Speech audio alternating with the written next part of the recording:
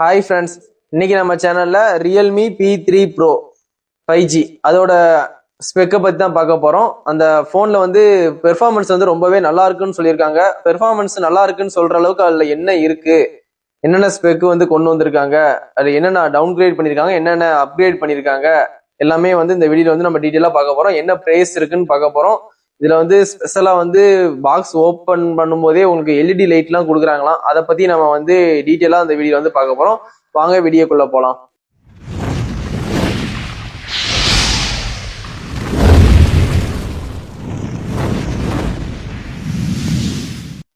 Realme P3 Pro 5G இந்த போனை பத்தி நம்ம பார்க்க போறோம். இந்த போன்ல வந்து கேமிங் பண்ண நல்லாவே இருக்கும், பெர்ஃபார்மன்ஸ் நல்லா இருக்குன்னு ஓவரா ஹைப் வந்து கிரியேட் பண்ணிருக்காங்க. அப்படி இதுல என்னென்ன இருக்குன்னு நம்ம இந்த வீடியோல வந்து நம்ம பாத்துரலாம்.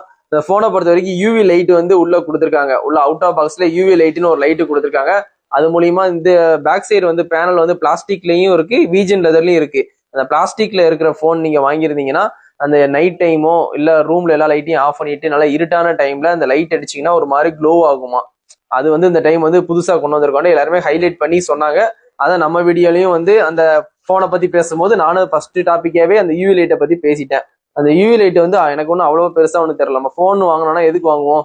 ஒரு கேமரா எடுக்க, கேமிங்கு, டெஸ்ட் பண்றதுக்கு, நமக்கு தேவை பேட்டரி பேக்கேஜ் நல்லா நிக்கணும், 2 நாள் தாராளமா நிக்கணும், சவுண்டு கேட்கணும், நல்லா ஸ்பீக்கரு லவுடா இருக்கும். நமக்கு தேவை வந்து ஒரு சாங்ஸ் கேட்க, வீடியோ கேட்க, வாட்ஸ்அப்பு, யூடியூப்பு, அதுக்கப்புறம் கேமிங்கு, அதுக்கப்புறம் கேமரா, நமக்கு தேவை இதுதான். அது தவிர வந்து ஒரு எல்இடி லைட்டை வச்சு பேக் சைடு அடிச்சு நைட் டைம் அது க்ளோ ஆகுதா இல்லையான்னு பாக்குற ஃபீச்சர்ஸ் வந்து எனக்கு அவ்வளவா நல்லதா தெரியல. அவங்க இதை சொல்லியிருக்காங்க, அதனால நான் சொல்லியிருக்கேன். உங்களுக்கு இது ஓகேனா நீங்க வந்து பிளாஸ்டிக்ல வாங்குங்க, பிளாஸ்டிக்ல பில்டு பண்ண அந்த போன் வாங்க. உங்களை எல்இடி லைட் வச்சீங்கன்னா ஒரு மாதிரி க்ளோ ஆகும். நல்ல வீஜன் லெதர்ல வாங்கினாலும் வாங்கிக்குவேன். எனக்கு தெரிஞ்சு வீஜன் லெதர் வந்து நல்லா இருக்கு. அந்த வீஜன் லெதரே நீங்க வாங்கி யூஸ் பண்ணுங்க. 2 கலர் வந்து வீஜன் லெதர்ல வந்து இன்ட்ரோடியூஸ் பண்ணியிருக்காங்க. நீங்க வீஜன் லெதர்லேயே வாங்கி யூஸ் பண்ணுங்க. இல்ல எனக்கு லைட் அடிச்சா க்ளோ ஆகணும் அப்படின்னா நீங்க பிளாஸ்டிக் கேஸே வாங்குங்க.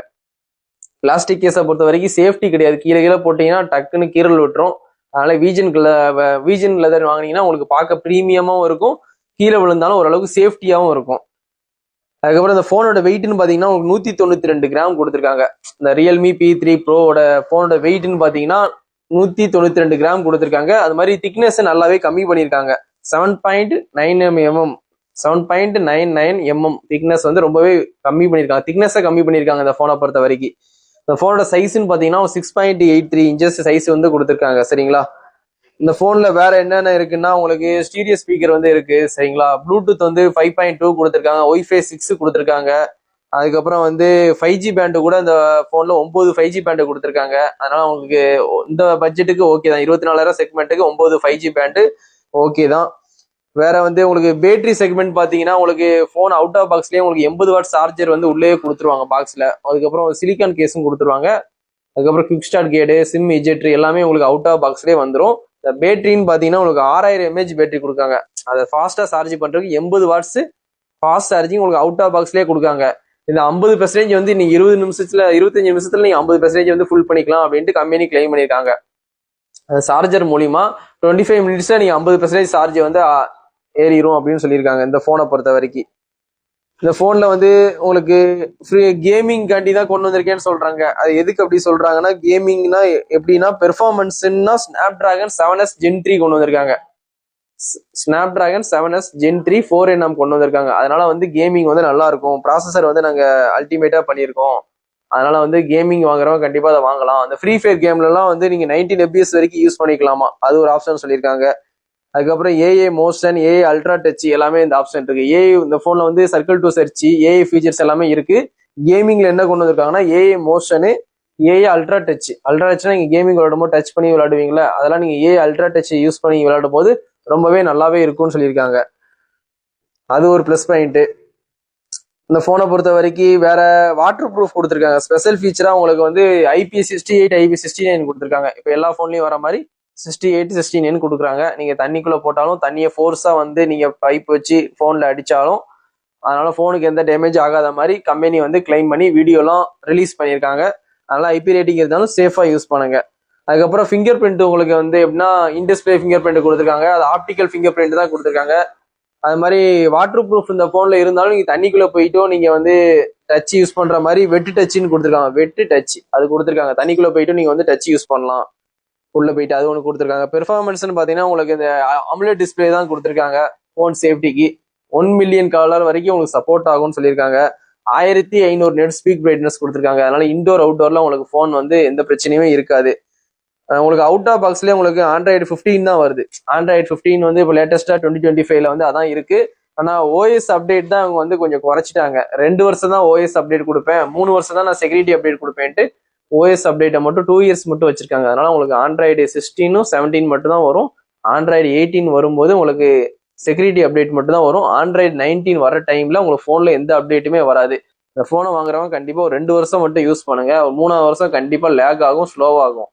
அதனால இந்த போன் வாங்குற 2 வருஷம் நான் யூஸ் பண்ணணும் அப்படின்னு கேமிங்காண்டி 2 வருஷம் நான் யூஸ் பண்ணணும்னா இந்த போனை கண்டிப்பா வாங்க. ஏன்னா 3ஆவது வருஷம் உங்களுக்கு அந்த அப்டேட் வராது.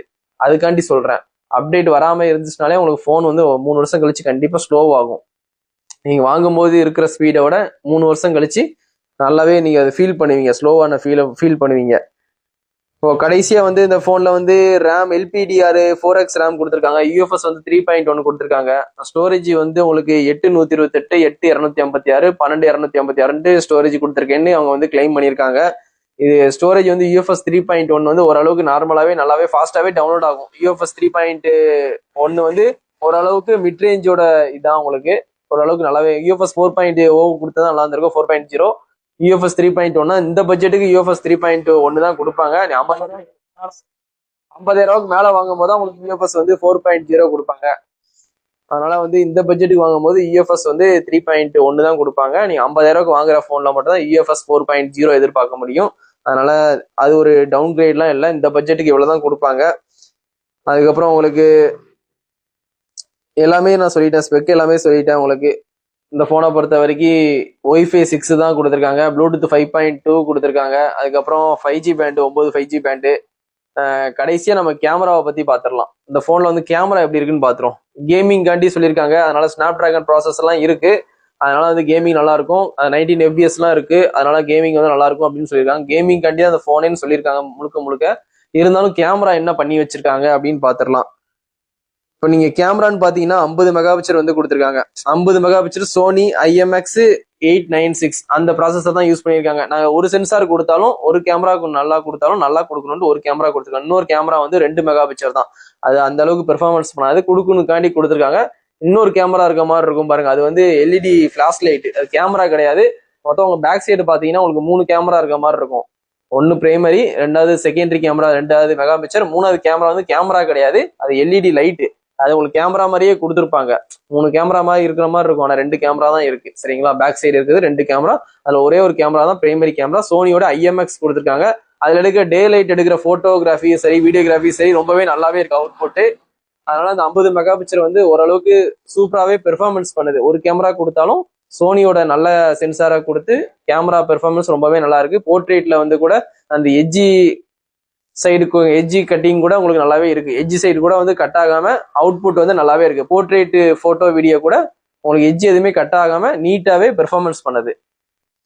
இந்த ஃப்ரண்ட் கேமரா வந்து உங்களுக்கு 15 மெகா பிக்சர்ல வந்து உங்களுக்கு 4K 13 APS வரைக்கும் நீ வீடியோ ஷூட் பண்ணிக்கலாம்.